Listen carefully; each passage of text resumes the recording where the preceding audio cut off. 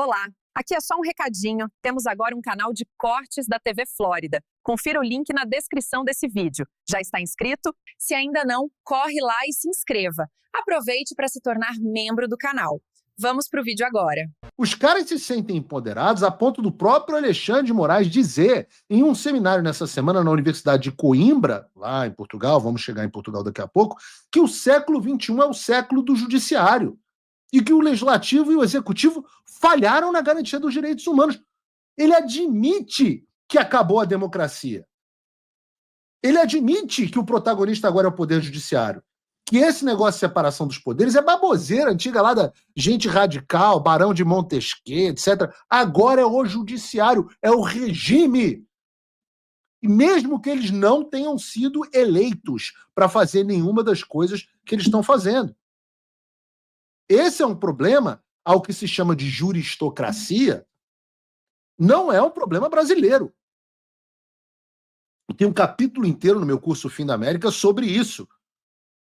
Aqui nos Estados Unidos, nós também estamos vivendo um período intenso de ativismo judicial, e eu trouxe um gráfico com isso aqui, comparando quantas ordens executivas de presidentes americanos foram derrubadas ao longo dos últimos anos, demonstrando em números o grau de ativismo judicial contra a administração Trump.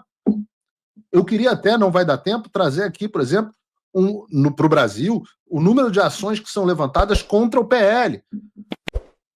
Mas voltando aos Estados Unidos, só nos 2 primeiros meses do atual governo Trump, ele já teve mais ordens executivas derrubadas do que todos os outros presidentes durante seus mandatos. 8 anos no caso do Bush e do Obama e 4 no caso do Biden. Os números atualizados aqui dos Estados Unidos mostram que, nesse momento, pelo menos 9 ordens executivas do Trump estão tendo seus efeitos bloqueados justamente por tribunais americanos, e outras 11 sendo debatidas nos tribunais sem ainda terem sido bloqueadas. Só que o que eu sempre chamo a atenção é que os Estados Unidos têm algo que o Brasil não tem muito, que são anticorpos. Até agora, mesmo com seus erros, não tem como você comparar, por exemplo, as indicações que o Trump fez à Suprema Corte dos Estados Unidos com as que o Bolsonaro fez para o Supremo Tribunal Federal. Aliás, eu tenho estado muito feliz que o André Mendonça começou a se posicionar em relação a assuntos levados à corte, percebeu que é impossível compor com esses caras, porque eles não são pessoas normais, com divergências. O Cássio Nunes começou a levantar, até no debate do Marco Civil da Internet, os problemas institucionais que virão. Não teve a altivez e a coragem de pedir vista. Acabou intimidado pelo Gilmar Mendes, mas pelo menos levantou o problema. Mas por que eu estou falando disso? Por que importa dentro desse assunto? Porque, diferentemente do que disse o Alexandre, a Suprema Corte dos Estados Unidos não parece pensar que o século XXI é o século do poder judiciário, mas sim que a separação entre os poderes deve ser mantida como foi imaginada para ser.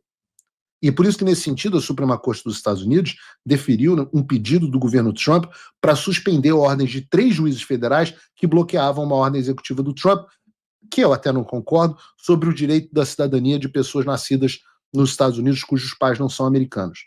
E aí, interessante, o placar de 6 votos a 3, eles rejeitaram a ideia, e essa é que é a parte importante, eles rejeitaram a ideia nessa semana de que um juiz federal pode, com uma decisão judicial, proibir o governo federal de executar uma lei ou uma política em todo o país. Ou seja, decidiram que os juízes não podem, com uma canetada, anular uma prerrogativa do Poder Executivo de executar as políticas públicas propostas por ele. O voto da Amy Coney Barrett, que é uma juíza de indicação pelo Trump, é hoje muito questionada, mas o voto dela diz assim: tribunais federais não exercem supervisão geral sobre o Poder Executivo. Eles resolvem casos e controvérsias de acordo com as autoridades que o Congresso lhe conferiu. Quando um tribunal conclui que o Poder Executivo agiu de forma ilegal, a resposta não é que o tribunal também exceda os seus próprios poderes. Ora, desculpem às vezes ter que cobrir Estados Unidos, mas eu quero dar uma lufada de ar fresco para a gente no Brasil. Porque o que está dizendo a Amy Coney Barrett, a ministra da Suprema Corte, a Justice da Suprema Corte americana, é que ela está dizendo, ela está afirmando que existem juízes, ela está se colocando e provando que existem juízes que entendem que o poder judiciário não é supervisor dos demais poderes, mas sim um outro poder, com as suas próprias limitações, que se deve se reservar a resolver os casos de acordo com a autoridade conferida a ele pelo Congresso Nacional. Então, não, Alexandre, não é que o século XXI seja o século do judiciário, é que no século XXI existem pseudo-juízes como você, que nunca passaram nem perto de um Federalist Paper, não sabem quem é Alexander Hamilton, não sabem, simplesmente não conhecem a verdadeira função do Poder Judiciário e não se importam com a verdadeira função do Poder Judiciário, que certamente não é garantir direitos dos humanos, como você faz. O maior violador, um homem, olha que piada, um homem que está à beira de ser sancionado pelo país que é o grande fiador dos direitos humanos, nos Estados Unidos, querer falar que o mundo falhou, as democracias falharam em defender os direitos humanos. Por isso, militantes políticos como você acham que um juiz tem função de legislar ou dizer ao legislador o que ele deve fazer, e não o contrário. Nos Estados Unidos, os anticorpos estão agindo. E eu repito o que eu disse há alguns programas. Quando tudo isso no Brasil passar, nós vamos precisar implementar uma reforma profunda e robusta no Poder Judiciário, justamente para impedir que gente como o Alexandre, como o Marcelo Bretas, como o Sérgio Moro e demais juízes que não sabem o seu lugar cheguem a esses postos. Se você chegou até aqui, é um bom sinal.